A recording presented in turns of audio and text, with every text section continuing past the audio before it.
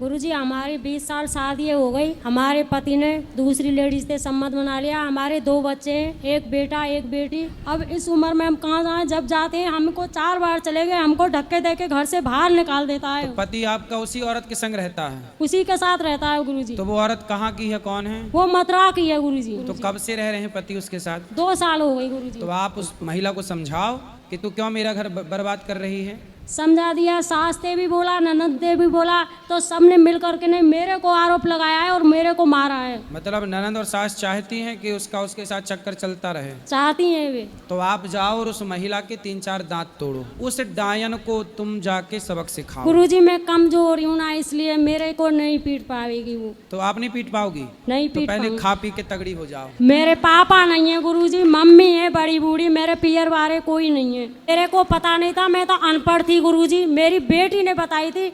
आज मेरे को बेटी खिलाफ हो गई। बेटी अपने पापा की तरफ चली गई, मेरे के साथ तो बेटी बता के पापा की तरफ चली गई? कैसी बेटी है? तो बेटी पापा की तरफ क्यों हो गई? मेरे पे पैसे होते तो मेरी तरफ हो जाती वो। अच्छा, बेटी को भी जो पैसा देगा है? हाँ, मैं मुझ पे पैसे नहीं है तो मेरी तरफ काई को होगी? वो पढ़ाएगा लिखाएगा, मैं कहाँ से पैसे लाऊं? मैं खुद जान अपना पेट कैसे भर रही हूँ गुरुजी। देखो रिश्ते कितने स्वार्थी हो गए। क्यों गुरुजी? मेरे को पता बाप नहीं। भलो ना भैया, सबसे बड़ो रुपया। बेटी माँ को छोड़ के चली गई, उसका बाप, जबकि बेटी ने बताया, मतलब धोखा दे रहे हैं पिताजी, और फिर पिता के साथ चली गई, आपको छोड़ दिया।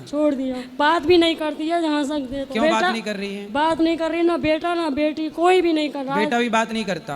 क्यों नहीं कर रहा है वो? 1 साल है गई मुझे पियर में रहते रहते। तो आप पियर में मत रहो ना, अपने पति के पास रहो। चली गई गुरुजी, परसों वहीं से आई और हूँ। बिल्कुल पति की पतंग की पूंछ बन के रहो साथ में, जहाँ जहाँ जाओ वहीं जाओ। धक्के दे के घर से बाहर निकाल देता है, बहुत मार पीट करता है। तो बेटा रोकता नहीं है आपका? बेटी नहीं रोकता है, कोई नहीं है मेरा गुरुजी, तो अकेली हूँ। पुलिस कंप्लेंट नहीं की? उसने ही की थी, तलाक का केस डाल दिया गुरुजी।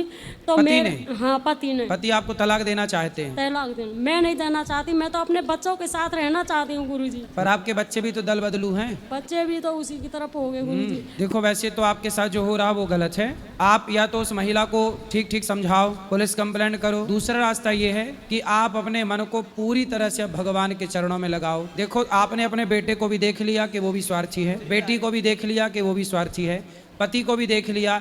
ये संसार के रिश्ते स्वार्थ से ही भरे पड़े हैं। अब आपके पास एक ऑप्शन है, बेटा बेटी पति सबसे मन हटाओ और पूर्ण रूप से भगवान के चरणों में समर्पण कर दो। भगवान में मन लगाओ, इसी से आपका भला होगा, इसी से आपका कल्याण होगा, इसी से आपकी सदगति होगी।